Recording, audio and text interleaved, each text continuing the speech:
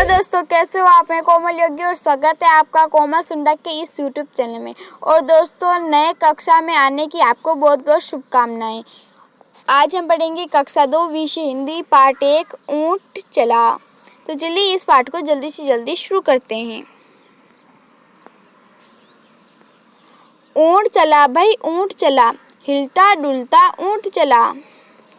इतना ऊंचा ऊंट चला भाई ऊंट चला।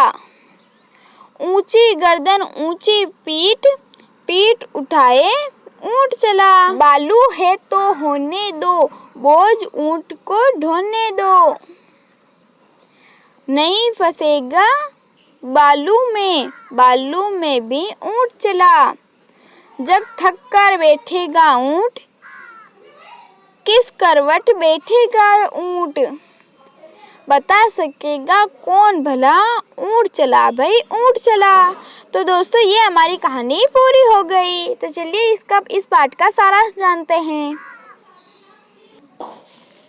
ऊंट चला भाई ऊंट चला, हिलता डुलता ऊंट चला। तो इस पंक्ति का भावार्थ है कि ऊंट चला ही जा रहा है, और जब वो अपनी मर्जी से चलता है तब वो अपनी मर्जी से चलता है, तो वो हिलता डुलता चलता है। ठीक है। दूसरी पंक्ति, इतना ऊंचा ऊंट चला भाई ऊंट चला, मतलब उसकी हाइट बहुत ही बड़ी है और वो हिलता डुलता अपनी मर्जी से चलता हुआ ऊंट चला, और वो चल ही जा रहा है। ऊंची गर्दन ऊंची पीठ, पीठ उठाए ऊंट चला। इसका मतलब है कि देखो यहाँ पर ये जो ऊंट की गर्दन है ये कितनी लंबी है, और इसकी जो पीठ है ये भी बहुत ऊंची है। तो ये बोल रहा है कि ऊंची गर्दन है और ऊंची भी पीठ है, और पीठ को ऊपर उठाए, मतलब ये पीठ ऊंची है ना, तो इस पीठ को ऊंचे उठाए ये ऊंट चलता है। ठीक है, और चले ही जा रहा है। चलिए अगली पंक्ति का भावार्थ जानते हैं। बालू है तो होने दो, बोझ ऊंट को उठाने दो। मतलब कोई भी बालू जैसा स्थान है तो होने दो, बोझ ऊंट को उठाने दो। मतलब जो भी बोझ है उसे ऊंट को उठाने दो, उससे क्या कोई भी फर्क नहीं पड़ेगा। नहीं फंसेगा बालू में भी ऊंट चला। मतलब ट्रैफिक और कार बस ये चलती है ना, तो ट्रैफिक में फंस जाती है, मतलब कहीं भी गड्ढों में या फंस जाती है। तो ये बोल रहा है कि इस तरह ऊंट नहीं फंसेगा। ठीक है, और ये ऊंट चला ही जाएगा। तो इसलिए ऊंट को बोझ उठाने दो और ऊंट टहलता टहलता इसे जाने दो। जब थक कर बैठेगा ऊंट, किस करवट बैठेगा ऊंट। तो अब यहाँ पर एक छोटा सा मुहावरा भी है। पहले तो है जब थक कर बैठेगा ऊंट, मतलब जब ये थक जाएगा और बैठेगा। तो अब ये अगली पंक्ति है ना, ये मुहावरा है कि जब ऊंट थक कर बैठेगा तब वो किस करवट में बैठेगा। तो जब ऊंट थक कर बैठ जाएगा तो वो किस तरह से बैठेगा ये किसी को भी नहीं पता है। ठीक है, कभी लेफ्ट साइड में बैठेगा, कभी राइट साइड में बैठेगा, कभी मतलब किसी भी तरह हिलता डुलता ये बैठ जाएगा। ठीक है, इसका कोई भी अंदाजा नहीं लगा सकता। दूसरी पंक्ति है, बता सकेगा कौन भला, ऊंट चला भाई ऊंट चला। मतलब कोई बता सकेगा भला कि ऊंट चला भाई ऊंट चला, और हिलते डुलते ये चला जा रहा है। ठीक है, तो चलिए इसके कुछ प्रश्न अभ्यास करते हैं। तो अब हम पाठ के प्रश्न अभ्यास करेंगे।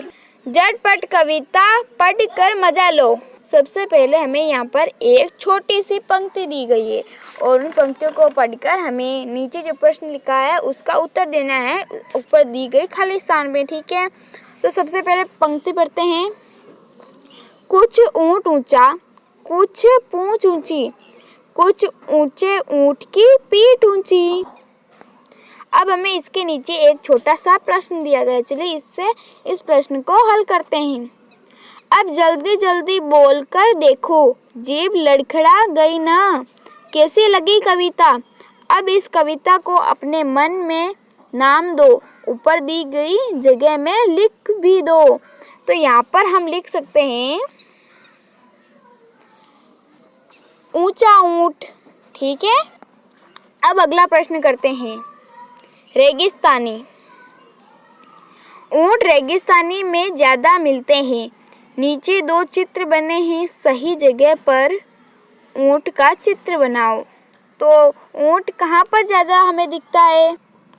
तो दोस्तों मैंने ज़्यादातर रेगिस्तान ये है, क्योंकि रेगिस्तान में बहुत ही मिट्टी होती है, ठीक है। तो रेगिस्तान ये है और मैंने यहीं पर ज़्यादा ऊँट देखे हैं, ठीक है। तो मैंने यहाँ पर राइट लगाया है और ये मैंने ऊँट का चित्र बना दिया है। तो दोस्तों आपको भी इसी डब्बे में ऊँट का चित्र बनाना है, क्योंकि ये रेगिस्तान है और यहीं पर हमें ज़्यादातर ऊँट मिलते हैं, ठीक है।